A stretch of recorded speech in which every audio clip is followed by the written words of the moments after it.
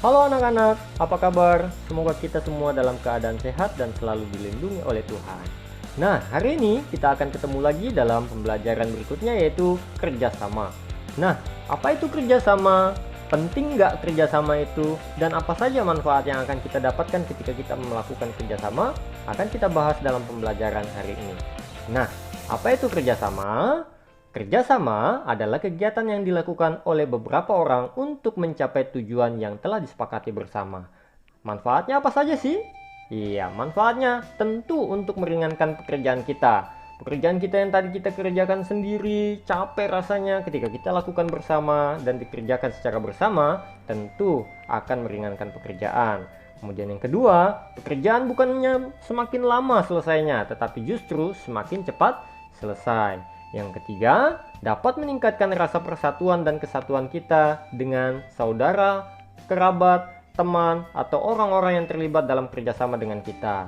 Kemudian, yang keempat, dapat memupuk rasa tolong-menolong antar sesama kita. Nah, hari ini kita akan belajar lagi bentuk-bentuk kerjasama. Bentuk kerjasama yang pertama yang akan kita bahas ialah bentuk kerjasama yang ada di sekolah.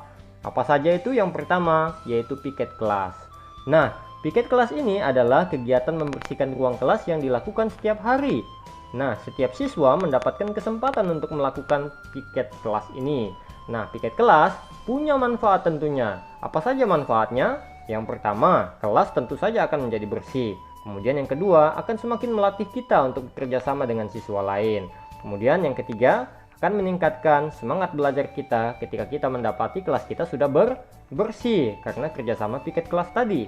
Kemudian yang kedua, yaitu mengumpulkan sumbangan. Ketika temanmu misalnya mengalami musibah, kamu dan teman-temanmu yang lain tentu akan bekerja sama untuk mengumpulkan sumbangan. Nah, sumbangannya ini bisa saja berupa uang, bisa berupa makanan, bisa juga berupa pakaian yang layak pakai. Nah, sumbangan akan diberikan kepada temanmu yang mengalami musibah tadi. Nah, sumbangan ini tentu saja dapat membantu meringankan musibah temanmu. Nah, yang ketiga, yaitu mengerjakan tugas kelompok. Kamu pasti pernah mengerjakan tugas kelompok, iya nggak? Nah, kerja kelompok tentu saja membutuhkan kerjasama antar anggota kelompok. Nah, pekerjaan yang dilakukan secara bersama-sama ini tentu saja akan cepat selesai. Tugas kelompok juga banyak jenisnya. Ada tugas kelompok yang berupa diskusi, ada yang berupa prakarya, kemudian ada juga yang membuat atau melakukan presentasi di kelas. Nah, berikutnya kita akan belajar tentang bentuk-bentuk kerjasama yang ada di lingkungan rumah. Maksudnya di sini adalah lingkungan yang ada di sekitar rumah terhadap tetangga-tetangga kita. Nah, yang pertama ialah ronda. Apa itu ronda? Ronda adalah kegiatan berkeliling yang dilaksanakan di malam hari. Ronda punya tujuan, punya manfaat, yaitu untuk menjaga keamanan lingkungan di sekitar. Ronda dapat dilaksanakan dengan berjalan kaki, bersepeda, atau berkendaraan bermotor. Setiap malam biasanya warga bergiliran dan bekerja sama untuk melaksanakan ronda ini untuk memberikan perlindungan dan pengamanan bagi masyarakat yang ada di lingkungannya. Nah, kemudian yang kedua ada yang namanya kerja bakti. Kegiatan ini tentunya dilakukan juga secara bersama-sama. Kegunaannya atau manfaatnya tentu saja untuk kepentingan bersama juga. Nah, contohnya kerja bakti ini berupa membersihkan sampah yang menyumbat selokan atau yang menyumbat parit. Kemudian ada juga kerja bakti ini yang berupa memperbaiki jalan, atau malah ada juga yang berupa memperindah taman yang ada di kompleksnya.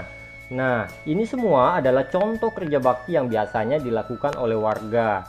Tentu lingkungan yang bersih akan memberikan manfaat juga bagi warga tersebut, yaitu terbebas dari penyakit. Kemudian yang ketiga, yang terakhir, gotong royong menolong warga yang mengalami musibah. Sebuah kegiatan yang dilakukan secara bersama-sama dan juga bersifat sukarela. Itulah yang dinamakan gotong royong. Nah, gotong royong ini dapat menumbuhkan rasa kebersamaan dan juga dapat menumbuhkan tolong-menolong antar warga. Jadi, saat terjadi bencana, para relawan tentunya perlu untuk bergotong royong untuk membantu warga yang mengalami musibah tadi dengan memberikan bantuan berupa makanan, bisa juga berupa tempat pengungsian, dan juga pakaian yang layak pakai.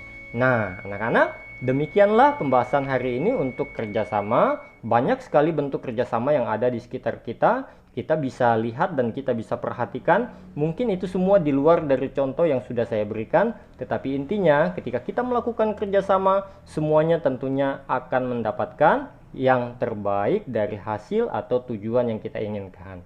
Nah, anak-anak, demikian hari ini. Sampai jumpa lagi dalam pembelajaran berikutnya. Bye-bye.